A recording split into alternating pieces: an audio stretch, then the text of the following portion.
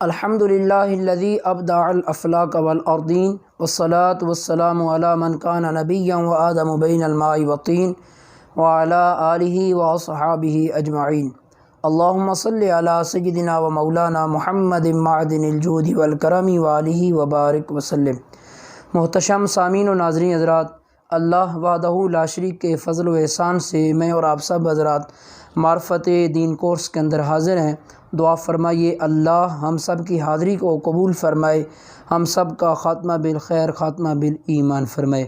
آج کا ہمارا سبق نمبر 6 ہے۔ پچھلے سبق کے اندر ہم نے اسلام کے 5 ارکان میں سے دوسرا رکن یعنی نماز کے متعلق کچھ باتیں آپ کی بارگاہ میں پیش کی تھی۔ آج زکوٰۃ کے متعلق کچھ معروضات آپ سے عرض کروں گا۔ نماز کے بعد اسلام کا اہم ترین رکن وہ زکوٰۃ ہے۔ زکوٰۃ لغوی اعتبار سے 2 معنوں پر استعمال کیا گیا ہے۔ لفظ زکوٰۃ جو ہے وہ لغوی اعتبار سے 2 معنوں پر استعمال کیا گیا ہے۔ ایک اس کا معنی ہے پاکیزگی، طہارت اور پاک صاف ہونے یا کرنے، اس حوالے سے۔ دوسرا معنی ہے اس کا نشو و نما اور ترقی۔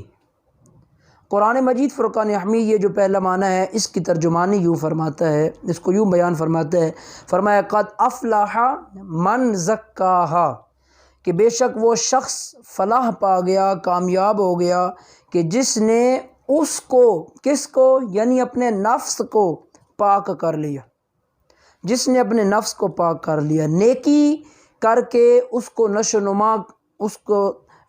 نما دی اور اس کو ترقی اور عروج پر لے کر گیا، تو وہ شخص کامیاب ہو گیا، فلاح پا گیا۔ اس آیہ کریمہ کی روشنی کے اندر دنیاوی اور اخروی کامیابی کے لیے طہارت و تزکیہ نفس کا جو تصور پیش کیا گیا ہے، اسے مد نظر رکھنے سے زکوٰۃ کا اطلاق راہ خدا میں خرچ کیے جانے والے اس مال پر ہوتا ہے کہ جو دولت کو ہر قسم کی آلائشوں سے پاک کر دیتا ہے۔ اور جس طرح نفس کو آلائشوں سے پاک کیا جاتا ہے، اسی طرح کھیتی کو فالتو جڑی بوٹیوں سے پاک اور صاف کرنے پر بھی لفظ زکوٰۃ کا اطلاق ہوتا ہے، اسے بولا جاتا ہے۔ تو زکوٰۃ کا دوسرا مفہوم نشو و نما پانے اور بڑھنے اور پھیلنے پھولنے کا ہے، یہ اس کا دوسرا جو ہے وہ معنی ہے۔ اس مفہوم کی روح سے زکوٰۃ کا اطلاق اس مال پر ہوتا ہے کہ جسے اللہ کی راہ میں خرچ کرنے سے اس میں کوئی کمی نہیں آتی، وہ مال کم نہیں ہوتا، بلکہ کیا ہوتا ہے کہ وہ مال خدا کا فضل اور خدا کی برکت شامل ہونے کی وجہ سے بڑھتا ہے، وہ مال بڑھ جاتا ہے۔ قرآن مجید فرقان حمید میں کیا بیان فرمایا خذ من اموالہم صدقۃ تطہرہم وتزکیہم بہا وصلی علیہم ان صلاتک سکن لہم واللہ سمیع علیم۔ فرمایا کہ اے محبوب آپ ان کے اموال میں سے صدقہ وصول کیجئے۔ کیا وصول کیجئے؟ صدقہ یعنی زکوٰۃ وصول کیجئے، کہ آپ اس کے باعث انہیں گناہوں سے پاک فرما دیں اور انہیں ایمان اور مال کی پاکیزگی اس سے برکت بخش دیں، اس کی وجہ سے برکت بھی آپ انہیں عطا فرما دیں اور انہیں گناہوں سے پاک اور صاف بھی فرما دیں، اور ان کے حق میں آپ دعا کیجئے ان صلاتک سکن لہم، بے شک آپ کی دعا ان کے لیے وہ تسکین ہے، باعث سکون ہے، واللہ سمیع علیم، اور اللہ خوب سننے والا، خوب جاننے والا۔ زکوٰۃ کا نصاب کیا ہے؟ زکوٰۃ کے نصاب کے متعلق جو علماء مفسرین نے بیان فرمایا کہ وہ کم از کم اس کی مقدار جو ہے وہ 7.5 تولے سونا اور 52.5 تولے چاندی، یا اس کی مالیت کے مطابق جو اتنی اس کی مالیت بنتی ہے اتنا اس کے پاس مال ہو، کہ جو سال کے جمع شدہ، جو سال بھر کا مال جمع کیا ہوا ہے اس جمع شدہ پر 2.5% کی شرح سے مقرر کی گئی ہے، یہ زکوٰۃ ہے۔ اس کا سال بھر مال جمع ہوا اور اس پر سال گزرا، اس میں سے پھر 2.5% اس نے زکوٰۃ جو ہے وہ ادا کرنی ہوتی ہے۔ یہ مال کی کم سے کم مقدار ہے جس پر زکوٰۃ کی فرضیت عائد ہوتی ہے۔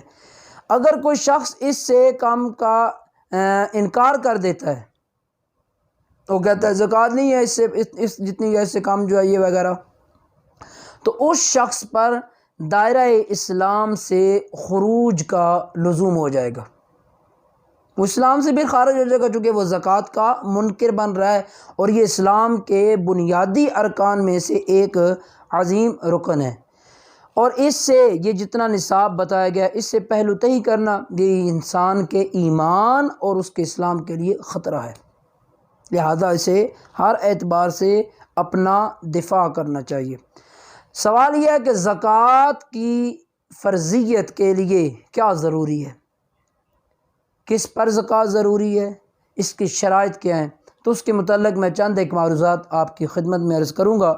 زکوٰۃ کے لیے یہ بات شرط ہے کہ مسلمان ہو، لہٰذا کافر پر اور مرتد پر زکوٰۃ فرض نہیں ہے۔ ایک دوسری شرط ہے کہ بالغ ہونا، اس سے یہ معلوم ہو گیا کہ نابالغ شخص پر زکوٰۃ جو ہے وہ فرض نہیں ہے، زکوٰۃ کی فرضیت سے نابالغ شخص جو ہے وہ اس سے مستثنیٰ ہو جائے گا۔ تیسری شرط ہے عاقل ہونا، تو زکوٰۃ عاقل مسلمان پر فرض ہوگی، دیوانے پر اور مجنون شخص پر زکوٰۃ فرض نہیں ہوگی۔ اسی طرح آزاد ہونا، پھر جو غلام ہے، جو باندی ہیں، ان پر زکوٰۃ جو ہے وہ فرض نہیں ہے۔ خود مختار شخص ہو اس پر زکوٰۃ جو ہے وہ فرض ہوگی۔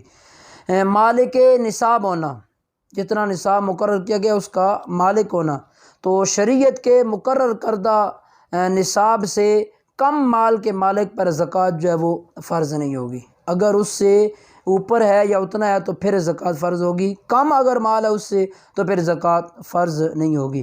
چھٹی شرط ہے کہ مال کا صاحب نصاب کے تصرف میں ہونا، مال صاحب نصاب کے تصرف میں ہو تو تب ہی اس پر زکوٰۃ جو ہے وہ فرض ہوگی۔ مثلا کسی نے اپنا مال زمین میں دفن کر دیا، اس کو دفن کر دیا اور وہ جگہ بھول گیا کہ کہاں اس نے دفن کیا ہے، اور پھر کئی سالوں کے بعد وہ جگہ اسے یاد آ گئی اور پھر وہاں سے اس نے اس مال کو اخذ کر لیا۔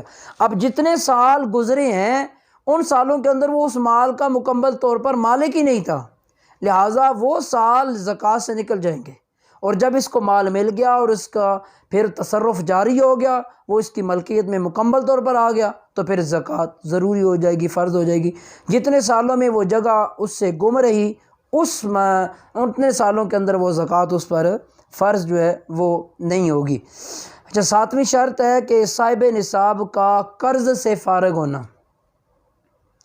اگر ایک آدمی جو ہے جس کے پاس اتنا مال ہے کہ وہ نصاب کو پہنچتا ہے لیکن اس پر اتنا قرض بھی ہے، تو پھر وہ پہلے قرض ادا کرے گا، زکوٰۃ اس پر فرض نہیں ہوگی۔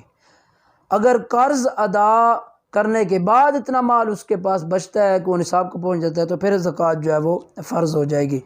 آٹھویں شرط ہے کہ نصاب کا حاجت اصلیہ سے فارغ ہونا۔ حاجت اصلیہ سے مراد کیا ہے؟ حاجت اصلیہ سے مراد یہ ہے کہ آدمی کو زندگی بسر کرنے میں بعض بنیادی چیزوں کی ضرورت ہوتی ہے، جیسے رہنے کے لیے مکان، پہننے کے لیے موسم کے لحاظ سے لباس، دیگر گھریلو جو اشیاء ہوتی ہیں اس کے حوالے سے جیسے برتن ہیں، یہ ساری چیزیں یہ ضرورت اصلیہ کے اندر یہ داخل ہیں۔ تو اگرچہ یہ سامان جو ہے یہ زکوٰۃ کے مقررہ نصاب سے زائد مالیت کا ہی ہے یا ہو بھی جائے، تو پھر بھی اس صورت کے اندر چونکہ یہ ضرورت اصلیہ کے اندر داخل ہے تو ضرورت اصلیہ کے تحت داخل ہونے کی وجہ سے اس پر پھر یہ زکوٰۃ واجب نہیں ہوگی۔ اچھا، نویں شرط ہے مال نامی ہو، یعنی مال جو ہے وہ بڑھنے والا ہو، خواہ وہ حقیقتاً ہو خواہ وہ حکماً ہو۔ حقیقتاً بڑھنے والا مال ہو جیسے مال تجارت، اور جو جانوروں کو چرایا جاتا ہے، جانور چرتے ہیں تو وہ بڑھتا جاتا ہے، اور حکماً بڑھنے والا مال ہو جیسے سونا ہے، چاندی ہے، تو یہ ایسا مال ہے کہ جس کی قیمت کے اندر اضافہ ہوتا رہتا ہے۔ مسلسل اس کی قیمتوں کے اندر اضافہ ہوتا رہتا ہے، اور اس کے بدلے دیگر اشیاء جو ہیں وہ خریدی جا سکتی ہیں۔ لہذا سونا اور چاندی یہ جس حال میں بھی ہو، خواہ زیورات کی حالت میں ہو یا برتنوں کی شکل میں ہو یا زمین کے اندر یہ دفن ہو، ہر حال کے اندر یہ بڑھنے والا مال ہے، تو اس پر زکوٰۃ جو ہے وہ واجب ہو جائے گی۔ 10ویں شرط جو زکوٰۃ کے وجوب کی ہے وہ مال نصاب کی مدت ہے، اور یہ بھی ضروری ہے شرط، یعنی اتنا مال جو نصاب کو پہنچ رہا ہے وہ مال اس کے پاس موجود ہو، اور پھر اس مال پر 1 سال گزر جائے تو سال گزرنے کے بعد اس مال سے زکوٰۃ دے گا۔ اگر سال نہیں اس مال پر پورا گزرتا کہ جو نصاب کو مال پہنچ رہا ہے ضرورت اصلیہ سے ہٹ کر ہے اور وہ مال اس کے پاس موجود ہے، سال نہیں اس پر گزرا تو زکوٰۃ واجب نہیں ہوگی۔ جب سال گزر جائے گا تو پھر اس پر زکوٰۃ جو ہے وہ واجب ہو جائے گی۔ اللہ تعالیٰ سے دعا ہے کہ مال کے عرض و سما ہم سب کو دین کی سمجھ عطا فرمائے اور ہم سب کا خاتمہ بالخیر، خاتمہ بالایمان فرمائے۔ آمین بجاہ النبی الکریم وعلی آلہ وصحبہ۔